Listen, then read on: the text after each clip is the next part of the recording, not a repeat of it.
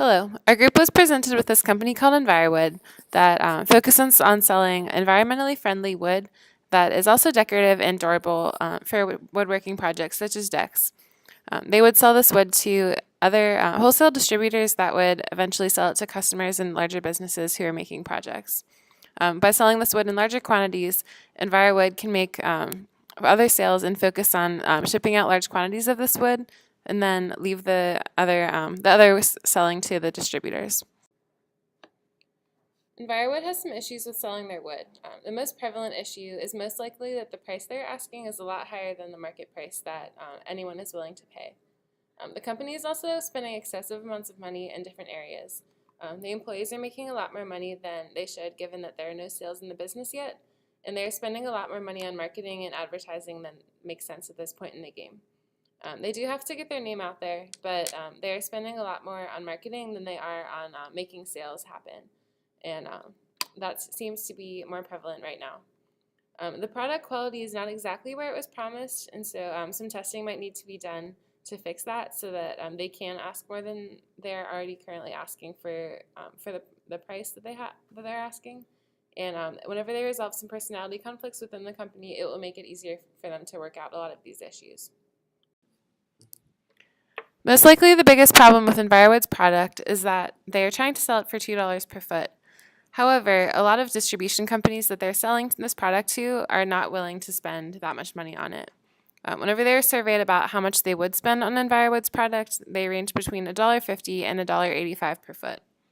Envirowood definitely could afford to sell it for $1.85, although they would be making a loss based on what they predicted to sell. But if they did sell it as low as $1.50, they would not be making much of a profit at all. It costs $1.20 to produce this product, and if they were to sell it at $1.50, they would only be making 30 cents on it, and they would not be making enough of a product to keep it in business.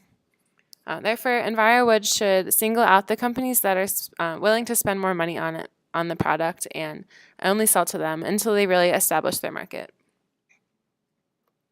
Because Envirowood recently did establish this company, they are not well known enough to really be able to ask whatever they want for their product, and so being able to negotiate their price will really help them out. Once they do establish a strong network of customers, they will be able to have a consistent stream of revenue, and they could even sell directly to buyers instead of selling to distributing companies.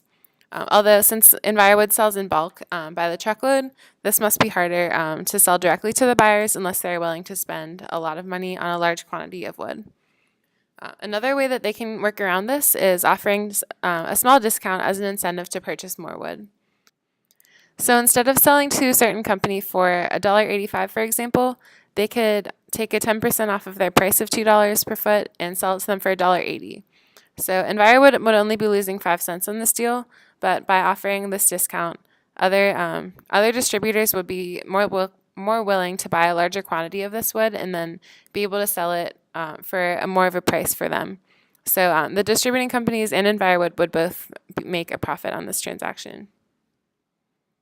Also, some of these companies dominate the entire region of the United States that they're in because they are able to offer more money than other companies, and they're also willing to buy more. They're willing to buy more product. So by offering an exclusivity contract to them, Envirowood would be able to sell more to them since those companies would be more willing to buy a larger product. Another key issue related to Envirowood is the product quality. The product performance claims by the manufacturer have not been supported according to data. This creates bad business relationships in the market, and negative attention towards the quality of their product completely negates all the effort and money they've been spending towards marketing. Also, they lack a third-party testing procedure for the product. Companies with the third-party testing can ensure quality of the product and create a more reputable brand. If they have the third-party testing, it'll likely lead to more business. Also, there's a personality conflict between the quality control manager and the plant manager. This conflict is severely disrupting to the business, and they can't agree on the procedures for testing. They need to settle their differences as professionals. Some solutions to these issues would be to allocate the funds in order to pay for third-party testing. They could easily do this by reducing spending in other areas.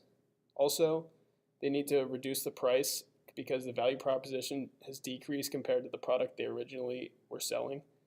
It can enter the market as an option between the wood, plastic, and PVC. If you look at their scores, they're similar. Also, the third-party mediation or personnel change between the quality control manager and the plant manager. This might be able to solve that problem, but if they can't figure out their differences, then someone needs to be replaced. As you can see from this table that highlights the product positioning matrix for Envirowood, Envirowood has the potential to compete with both wood, plastic, and PVC, and is competitive in many areas. You can see highlighted in blue the areas where Envirowood outperforms its competitors.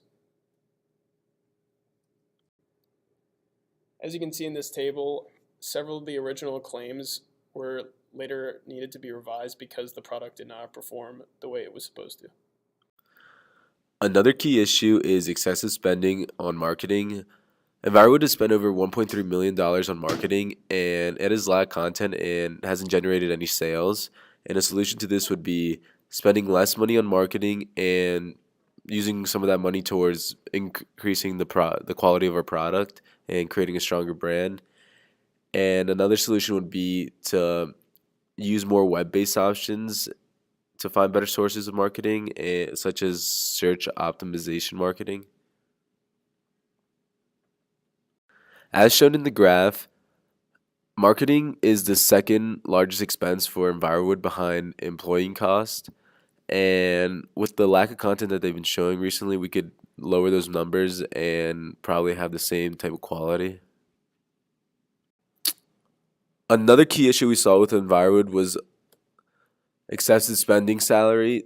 The top 3 highest earning employees had a combined salary of about $475,000, which was made up of the president, the VP of Treasurer, and the directors. And a solution to this problem would be to cut pay by 15%. And we could use that money towards fixing wood and that did not perform as expected, and the kiln technology, because Envirowood really needs to set a manufacturing standard. And since they aren't generating any money right now, there's no point for those people to be making that type of money.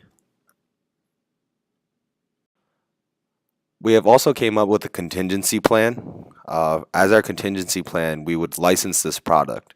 So we'll go to one of the largest lumber manufacturers that is available in the U.S., have them license sell the product, and make sure they have national distribution.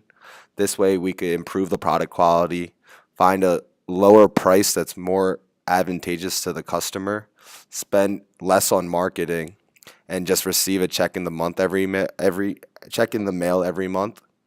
And this allows us to control distribution, avoid having to spend money on running a company, and making sure investors get paid back.